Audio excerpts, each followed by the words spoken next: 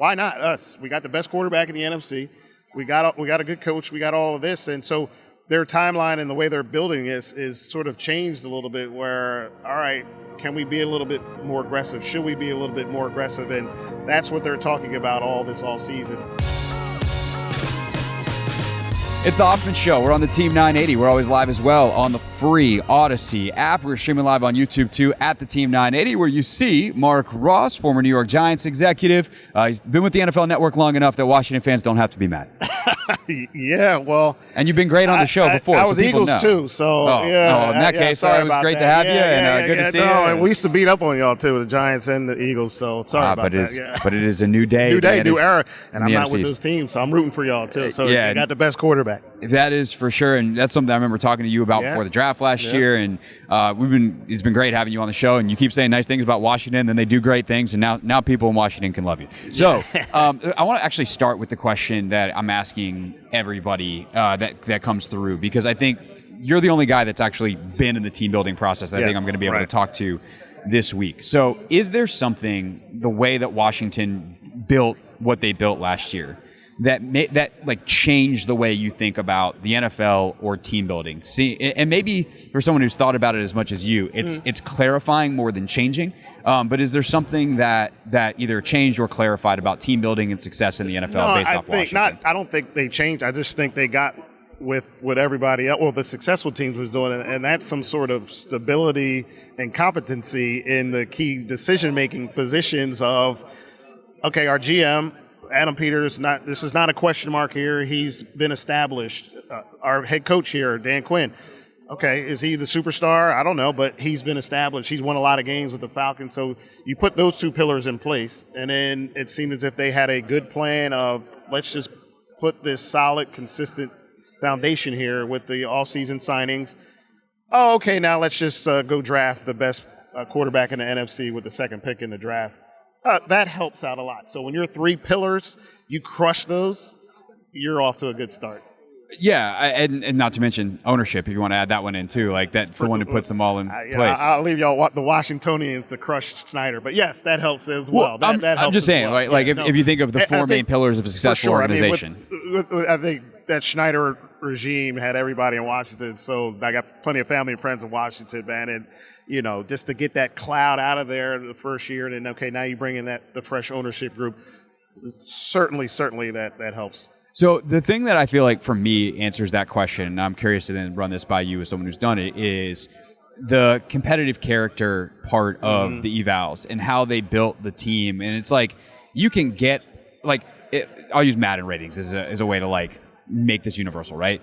There's a bunch of different players in the NFL that have a 77 Madden rating, right? That's actually not that hard to find. Yeah. But how do you get there? Is it because you are a 77 every single week? Or are you a guy that plays like an 88 one week and a 65 the next? The consistency of the competitive character that they had and the types of guys that they targeted, I think, was clarifying in a lot of ways that everyone was moving in the same direction. Yeah, I think when I watch and evaluate players, you shouldn't have to look for them. So let's just say I'm this receiver, let's say a linebacker, and I'm like, okay, he's not involved in the action. He's like, when you're watching film and someone's always showing up, that's competitiveness. That's production, as opposed to, well, he's 6'5" and 300 pounds, and he may do this, he could do this, and he's up and down, and he shows flashes. Those are the ones that continue to sort of flash. Whereas those guys that are always at it, the competitiveness that you can easily see when you watch them. You watch Terry McLaurin, you don't have to guess where he is or what he's doing. He's giving it his all. You see that. Jaden Daniels, you see it in them. Those are the players that they brought in year one. Even the vets that they brought in, the Austin Ecklers of the world. Right. He may be tapped out, but this guy's bringing it. So that's how they built it and will continue to build. Now, the best mix is super talented guys that are of course super competitive. But where's the blend? Where's the formula of, okay, a little bit less talent, but the competitiveness, or a bunch of talent, the competitiveness? That's really what you're trying to achieve, that ultimate mix there. Marc Ross, NFL Network, with us here on the Hoffman Show. Okay, well, let me ask you a dumb question then. Why didn't everybody get it right all the time? What is the hard part about executing that? Because it sounds so simple. And I think that's why sometimes like people on my side of the business get it wrong. Yep. And then I think sometimes people on that like have been there will criticize, oh, what does that guy know? And it's like, then they get on TV and they say the same exact things that we've all been saying. Exactly. And it's like, okay, so the idea is not bad. It's the execution of it. Why is it so hard to execute?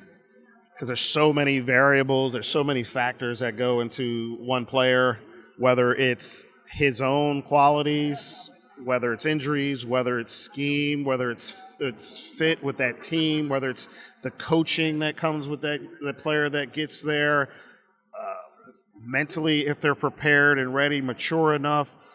And not all players are made to make it.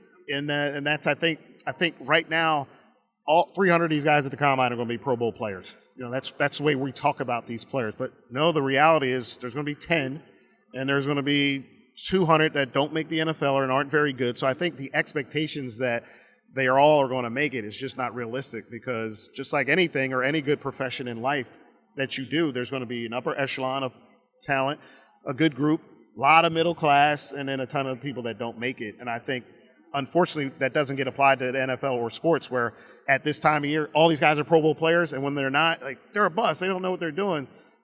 But the intrinsic nature of scouting is find the gems and fill in the gaps there, and it makes the team. Which is also the alternate answer to that first question I asked you is like, I don't know, just be good at your job. Like, how do you be good? Well, be good at your job, because like, oh, you can't possibly take a running back and a middle linebacker in the middle of the first round, and then take a tight end. Well, like, unless it's Jahmyr Gibbs, Jack Campbell, and Sam Laporta. It all changes, right? And that's the thing. Like, everything is not set. Like, you have to do it this certain way. You have to adjust, but depending on what team you are and who you have on your team and the players and where you're going, the quarterback you have there. All 32 teams are completely different in what they are and where they're trying to get. Of course, they're trying to win the Super Bowl, but they're all at different places, so you all can't do it the same. And every year, whoever wins the Super Bowl, how do we do it like them? Well, they're all different, and it changes. And for this year, I've been saying it over and over. You want to be like the Eagles? Just hit on all your draft picks the past 4 years. Right. Just do that, and you're fine. Yeah, 100%. And it was the same with the Patriots. How do we be like, go get Tom Brady, go get the greatest quarterback and then have him played a discount for 20 years. And that gives you a lot of wiggle room. And I will say, like, the Eagles thing, hit on all of them, but also trade back a bunch. Make sure that you have, if you do miss, that you have extra picks. Which actually brings me to my next question. As we're talking to Marc Ross, former NFL executive with the Giants and the Eagles. We'll just say that part quickly and move on. And of course, now with the NFL Network here on the Hoffman Show on the Team 980.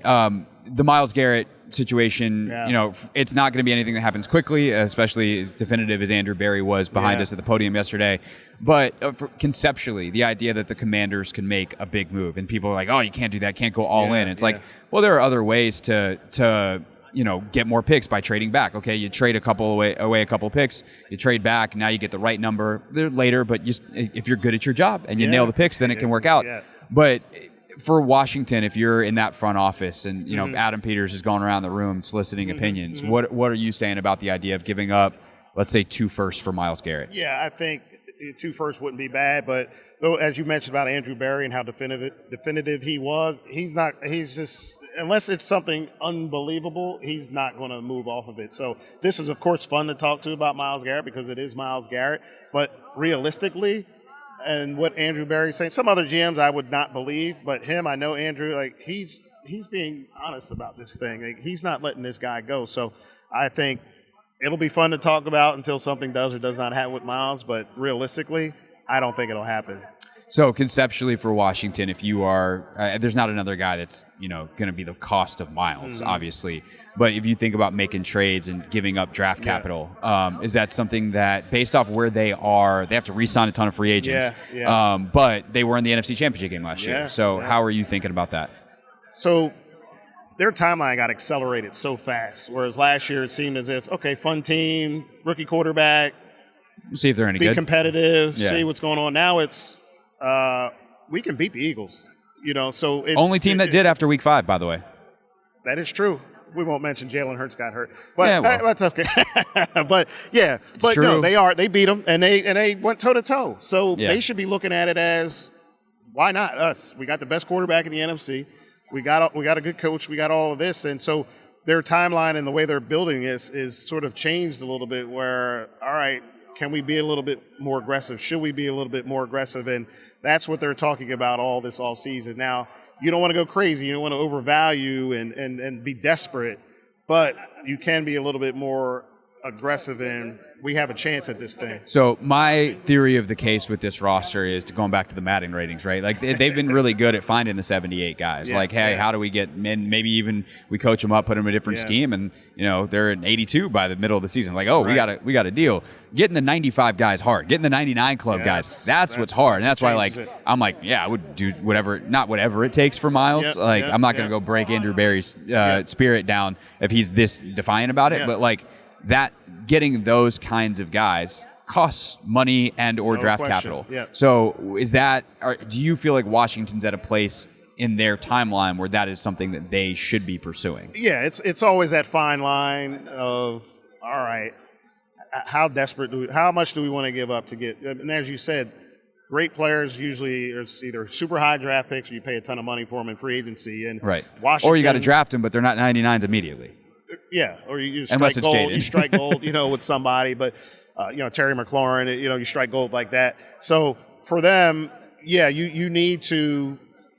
Okay, this is where we are, and we might have to pay a ton to go get this. And why not? Why not them? And again, I get back to the landscape of who they're competing against and where they are as an organization. Like, this could be their time for a while. So if you are looking at either this draft class or this free agency class, is there anybody that you would have at the very top of the board for Washington that not necessarily, it doesn't have to be like, oh, that's the guy I'd spend a ton of money on. Like I know one guy that a lot of fans like that I like for them is Darius Slayton. I don't know how much Darius Slayton's going to cost. Probably not anything crazy. But like that idea of adding the vertical speed, I'm all on board with trying to pursue Darius Slayton. Is there anybody for Washington that sticks out for you? Nobody just... off the top of my head, I'd say. But for the most part, I don't think Darius Slayton really is going to move the needle for you guys. But when I watch the offense, you do need another person opposite Terry, for sure. That was as fantastic as Jaden is in the run game, but you do need maybe one or two other playmakers there because when you're throwing at the Noah Browns of the world, that's not going to get it done for y'all. There needs to be more there. Marc Ross, you can catch him, NFL Network, their show Path to the Draft, obviously. They have all kinds of great stuff leading up, not only here in Indianapolis and the coverage all weekend, but leading up to the draft over the next few weeks. Good to meet you in person, man. For sure. Marc Ross, everybody. We'll be back with more from Indy next on the Team 980. Hey, this is DA, and you're listening to The Hoffman Show on the Team 980 and the Odyssey app.